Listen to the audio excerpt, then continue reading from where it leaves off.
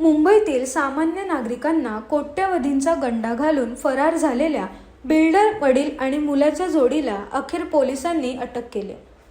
तांत्रिक तपास आणि गुप्तचर माहितीच्या आधारे कस्तुरबा मार्ग पोलिसांच्या विशेष पथकाने मिहिर जेठवा आणि अशोक जेठवा या दोघांना केरळमधील कोची शहरातून अटक केली. या आरोपींनी वृद्ध गुंतवणूकदारांसह अनेक नागरिकांची सुमारे 25 कोटी रुपयांची फसवणूक केल्याचा आरोप आहे. सदनिका देण्याचे खोटे आश्वासन देत त्यांनी गुंतवणूकदारांकडून मोठ्या प्रमाणात पैसे उकळले. फसवणूक उघडकीस आल्यानंतर ही जोडी गेल्या 2 वर्षांपासून महाराष्ट्र, गुजरात, तामिळनाडू आणि केरळसह विविध राज्यात लपून राहिली होती. पोलिसांच्या तपासात धक्कादायक माहितीही समोर आली. आरोपींनी सायबर संस्थेकडून विशेष प्रशिक्षण घेऊन पोलिसांपासून दूर राहण्याचे आणि फसवणुकीचे विविध तंत्र शिकले होते. त्याचा ते सतत वापर करत होते, ज्यामुळे त्यांना अटक करण्यात अडचणी येत होत्या.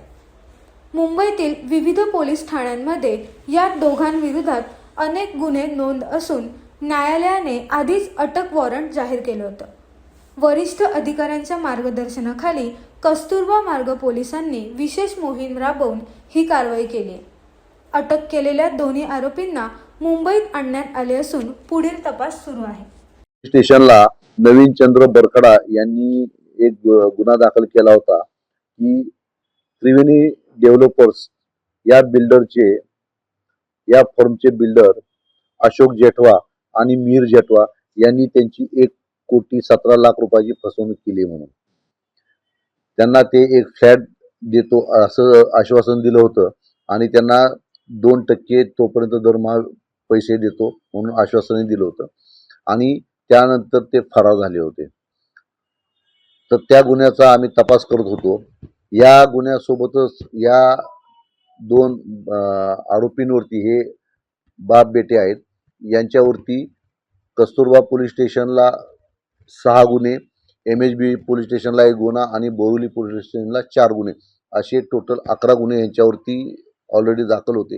ह्या सर्व गुन्ह्यामध्ये ते पाहिजे आरोपी होते. गेल्या 2 वर्षापासून ते मुंबईतून फरार झाले होते. ते गुजरात, राजस्थान, कर्नाटक, महाराष्ट्र, तामिळनाडू आणि केरळ या ठिकाणी वारंवार आपला जागा बदलून अस्तित्व लपवून पळत होते.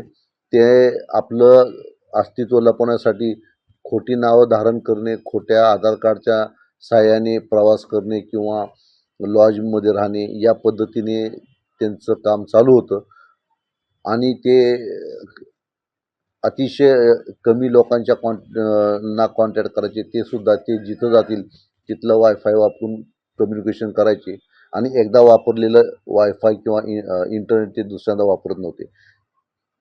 त्यामुळे त्यांना शोधणं पोलिसांना थोडं अवघड झालं होतं. परंतु आम्ही आमचं टेक्निकल सर्व्हेलन्स आणि काही इन्फॉर्मेशन, काही इनपुट या आधारे आम्हाला सुरुवातीला ते गुजरातमध्ये असल्याचं समजलं होतं. आमची टीम गुजरातलाही गेली होती, परंतु काही तासाच्या फरकाने ते गुजरातहून ऑलरेडी आम्ही पोचताना फरार झाले होते. त्यानंतर आम्ही कंटिन्यूस गेले 6 महिने त्यांच्या मागावरती होतो. आम्हाला एक इनपुट मिळालं की ते केरळ या ठिकाणी आहेत आणि आम्हाला एक असं इनपुट मिळालं की ते अतिशय एका छोट्या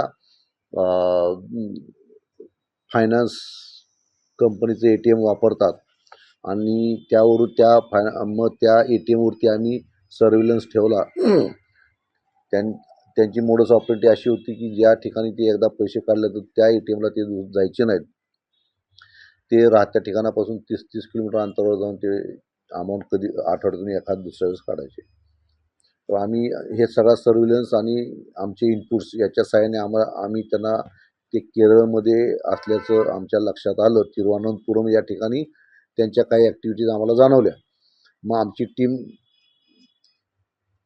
API पाटील साहेबांच्या अंडर राहुल पाटील आणि टीम त्या ठिकाणी गेली. DCP सरांनी त्यामध्ये पूर्णपणे आम्हाला ॲडिशनल CP सर आणि DCP सर आम्हाला शशिकुमार मीना साहेब ॲडिशनल CP आणि आमचे DCP झोन 12 चिमटे साहेब वारंवार मार्गदर्शन करत होते.